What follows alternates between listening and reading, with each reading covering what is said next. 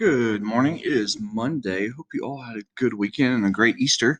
We're going to start today by going over the Chapter 7 test that we took on Friday. And if you need to make corrections, you can make corrections. And then we'll be kind of looking at starting Chapter 8. All right, so let's get started here. It says generate an equivalent expression using the order of operations. Now, a lot of you had some questions on number 1 and number 2.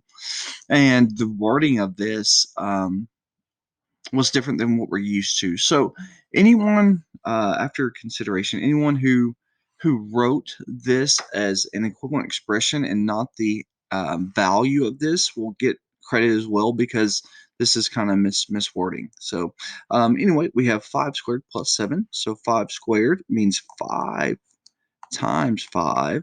And so that equals 25. And then plus 7. So anybody that got this, I'll give them credit, but the actual answer I was looking for was 25 plus 7 would be 32. 32. All right, same here. Let's take a look at this one. Generate an equivalent expression using the order of operations. So anyone, again, who wrote an equivalent expression to this will get credit for it. And but let's see what the answer is. Let's see. We have 58 minus 2 times 3 plus 1. Now, remember PEMDAS, so we have to do parentheses first. So this will be 4. I'm going to bring down everything else. All right, and then there's no exponents, but multiplication or division in order from left to right. So here, let's do 2 times 4 first, and so that's 8. Sorry, here we go. And then 58 minus 8 would be 50. That would be the answer. All right, number 3, evaluate the expression below. CD. So this is CD, which means it means C times D. Okay, a lot of you just put 98 is the answer.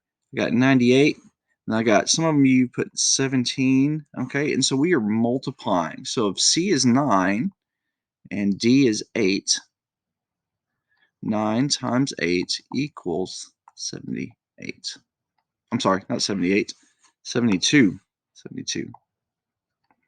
9 times 8 equals 72.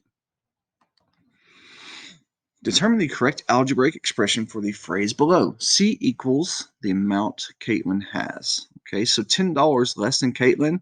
So we're going to have C $10 less. So C minus 10 would be the answer. So should have been this one right here. All right, determine the correct algebraic expression for the phrase below. T equals ticket price for this number, for number 5. So 13 times the cost of one ticket. Well, times is our key word here. When we times something, what do? Do we multiply, divide, add, or subtract? We multiply. So 13 times the cost of one ticket, and T equals ticket price. So your answer should be 13T. So 13 times the ticket price, the ticket cost. This one's for number 6. Simplify the expression 2x plus 5x plus 4x. Okay, so we have 2x plus 5x plus 4x. All right, and we just need to combine like terms here. So we have numbers with variable x. So 2x, 5x, and 4x. Well, those are all apples. So that means we can combine them all together. Okay, they are all like terms. So we just do 2x plus 5x, which is 7x, and then 7x plus 4x. And so that would equal 11x.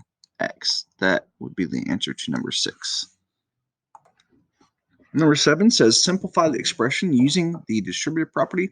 Then we have 7 times x plus 7. Okay, so the distributive property, remember we take the number outside and we multiply it by what's inside. So first we're going to do 7 times x.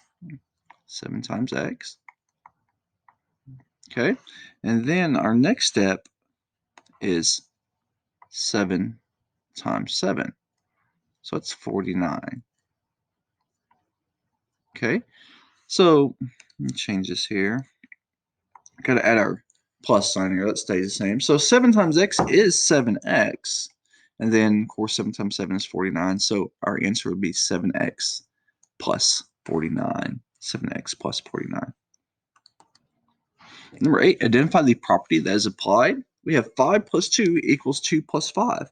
This is a property that we've been talking about since probably close to the beginning of the year, because we know that no matter which way you add or multiply, which way the numbers are arranged, they're all going to equal the same. So 5 plus 2 equals 2 plus 5. They both equal 7. So it would be the same thing if we did 5 times 2 equals 2 times 5, right? They both equal 10. So this is an example of the commutative property.